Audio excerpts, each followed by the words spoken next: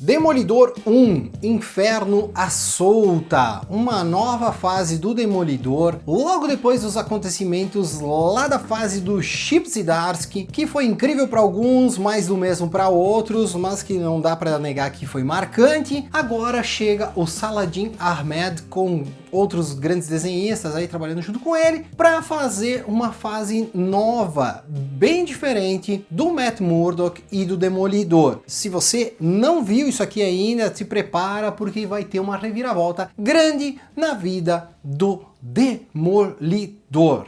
Mas antes de entrarmos a fundo nessa nova fase do Demolidor, eu peço que se você não for inscrito, já se inscreve aqui no canal, já deixa o teu like, porque esse vídeo aqui tá muito bacana, essa fase tá maravilhosa e hoje você vai ficar surpreendido como que o pessoal pode mudar o Demolidor e ainda ser bom.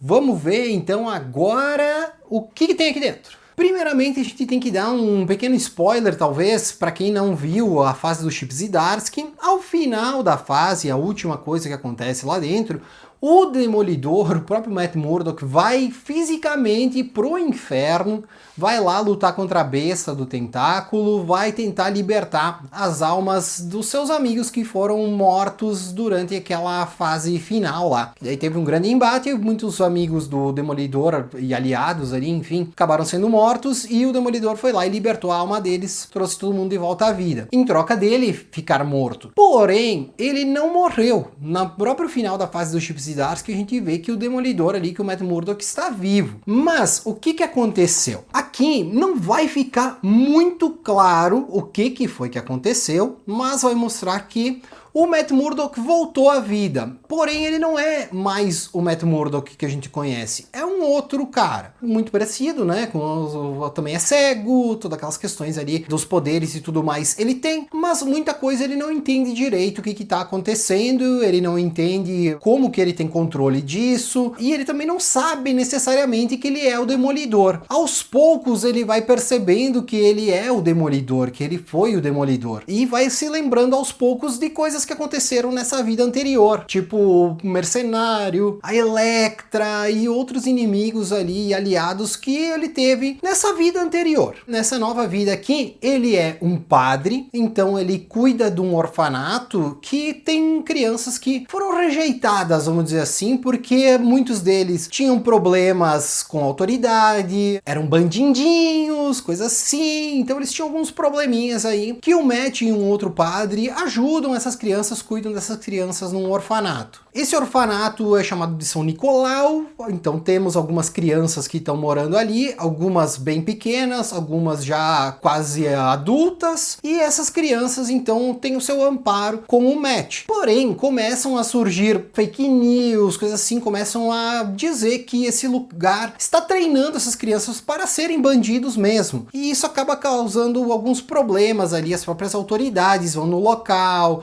vão tentar entender o que está acontecendo, essas fake news vão se espalhando e até o próprio Clarim Diário tá explorando isso, tá publicando essas notícias falsas, essas notícias que não tem provas, na verdade, de que isso está acontecendo. E isso já causa um pouco de desconforto no Matt em saber que o Ben Urich, que foi o seu aliado nessa vida anterior, está fazendo essa difamação para cima do orfanato do que o Matt acaba ali cuidando. O primeiro gatilho que faz com que o Matt descubra que ele é o Demolidor, enfim, que ele tem essas habilidades, é quando que vem ali uns rapazes que tentam meio que namorar, vamos dizer assim, uma das meninas que tá ali no orfanato, e ele desce a lenha em cima desses moleque, que não são moleque, né, já são mais adultos assim, mas enfim, ali ele já dá ué, que é isso? Como é que eu tenho essas habilidades aqui? E isso vai crescendo, ele vai percebendo que tem coisas por trás disso. Então ele vai ter um contato com a Elektra, então ele vai perceber também que a Elektra teve algum significado nessa vida anterior dele, e também a gente vai descobrir que o orfanato estava vivendo de doações, mas eles não sabiam quem que estava fazendo essas doações, quem que estava mantendo o orfanato aberto. Então a gente vai descobrir que é a Elektra, na fase do Chip Zdarsky, que ela ganhou uma grana federal lá, ela roubou uns caras que estavam roubando, enfim, ela tem um monte de dinheiro dinheiro ali e ela tá ajudando porque ela percebeu que o Matt tá trabalhando ali nesse orfanato. Apesar dela também entender que esse Matt não é necessariamente o Matt que ela conheceu. Só que visualmente ele tem ali as mesmas questões, então tudo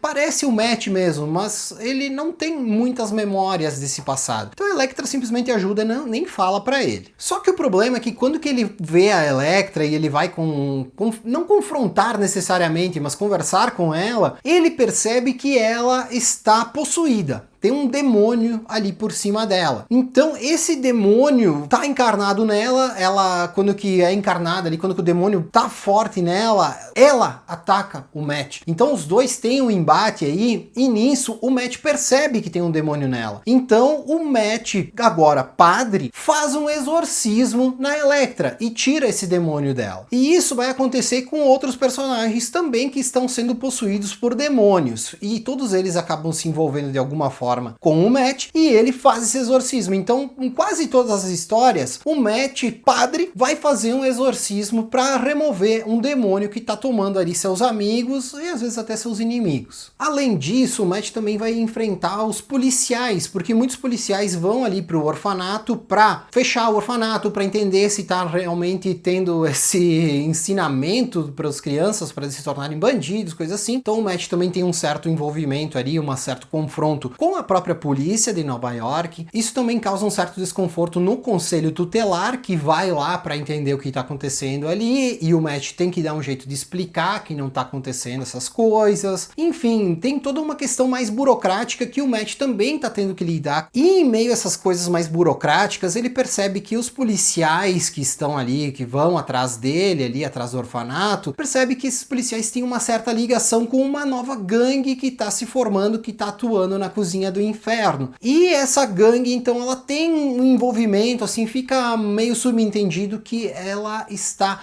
atrás do Matt também, mas tudo subentendido, né? Parece que a polícia tá sendo contratada por essa gangue para fazer algumas coisas aí e isso acaba incomodando o Matt, então ele vai lutando com eles. A partir do momento que ele descobre realmente ser o Demolidor, ele volta a usar o uniforme e vai para cima dessa gangue que tá fazendo coisas estranhas ali na cozinha do inferno. E também, em dado momento, ele vai para cima do Ben Urich, porque ele vai questionar ele por que tá acontecendo isso. Ele acha estranho que o Ben não conhece, não reconhece o Matt, então ele também acha isso bem estranho, e daí a gente vai descobrir também que o Ben Urich também tá possuído por um demônio. E daí vai lá o Matt e faz o exorcismo nele também. E a tal gangue também parece que tá fazendo algum plano meio grande e envolve o mercenário. Então o mercenário também vai aparecer aqui na história e o Demolidor vai lutar contra ele também. E também, né, não fica muito bem explicado o que tá acontecendo, qual que é o objetivo dessa gangue que tá atuando aí na cozinha do inferno. Outra participação especial que temos nesse encadernado é da Mulher Hulk, porque em certo momento ela aparece e ela reconhece o Matt, ela diz assim, ah, nossa, tu sumiu, ah, que legal, vamos sair para almoçar. E eles vão comendo muita coisa em diversos lugares e assim, parece que não tem fim a fome da Mulher Hulk, ele fica meio assustado e depois de passarem por alguns restaurantes, ela quer tomar uma sobremesa, ela quer ir numa sorveteria e quando chega lá tá dando um tumulto no lugar e daí o Matt pensa, pô, acho que tem alguma coisa ali acontecendo, eu vou ter que atuar ali em cima. Então quando que ele vai lutar contra um inimigo, no caso que é o Mr. Hyde que aparece aí, ele vai pra cima do Mr. Hyde, só que a Mulher Hulk simplesmente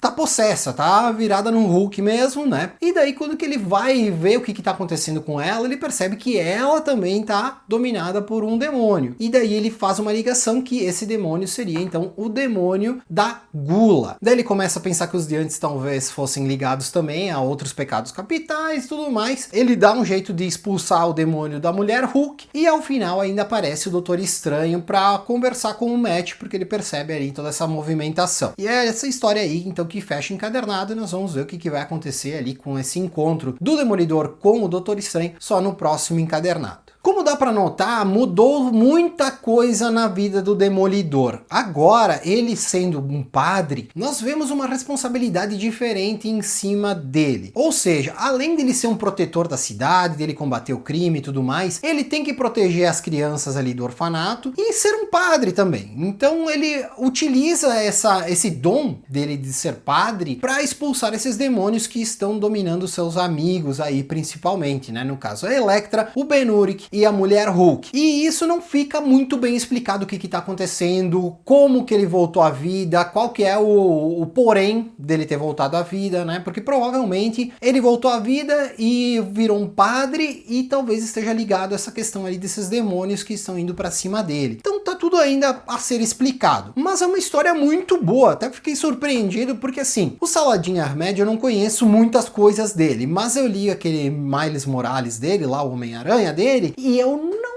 gostei. Mas eu não gostei por quê? Porque era um quadrinho feito justamente para adolescentes, né? Crianças, praticamente. Então não era uma leitura que me instigava, não era uma leitura que eu percebia que não era voltada para mim. Então não gostei. E aqui dá para ver que é um autor que sabe escrever coisas diferentes e sabe escrever muito bem. Gostei bastante desse primeiro encadernado aqui. Mostrar essas responsabilidades diferentes nas costas do Matt Murdock mostra o quanto que ele pode ser mudado e uma mudança boa, uma mudança que vai transformar a vida dele, enfim, vai botar isso para fazer uma ignição, vai fazer uma coisa diferente, vai trazer uma história interessante com pontos novos, então mudando o status quo do personagem, porém deixando ele ainda com mais responsabilidades para lidar, além de seus poderes, além daquela questão de proteger a cozinha do inferno e tudo mais. Agora ele tem que proteger essas crianças e tem que ser um padre, tudo ao mesmo tempo. E isso torna a história muito boa. A arte passa por diversos desenhistas. Nós temos o Aaron Kuder,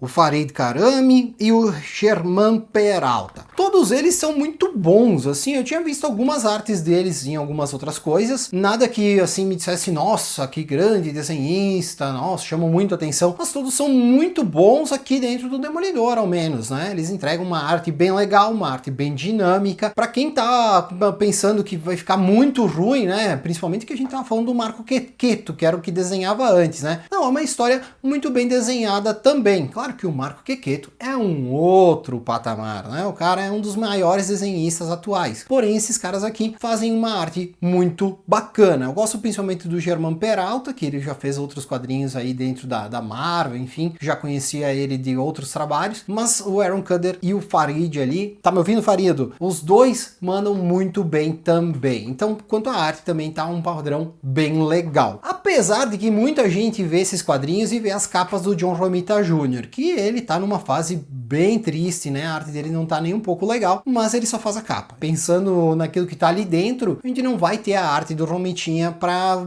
deixar uma dorzinha nos nossos olhos, né? Esses desenhistas fazem muito bem a arte interna dos quadrinhos dessa nova fase do Demolidor. Você já leu esse quadrinho? Comenta aí o que você achou, se você gostou dessas mudanças. Eu sei que tem gente que sempre torce o nariz quando que muda alguma coisinha do Demolidor, mas pra mim, que sou um grande fã do personagem, gostei bastante. Mas comenta aí qual que é a tua opinião sobre essa nova fase. E era isso por hoje. Obrigado para você que está sempre aqui, obrigado para você que chegou hoje e acabou de se inscrever agora, então já dá um like também e volte sempre aqui no Gibizinho.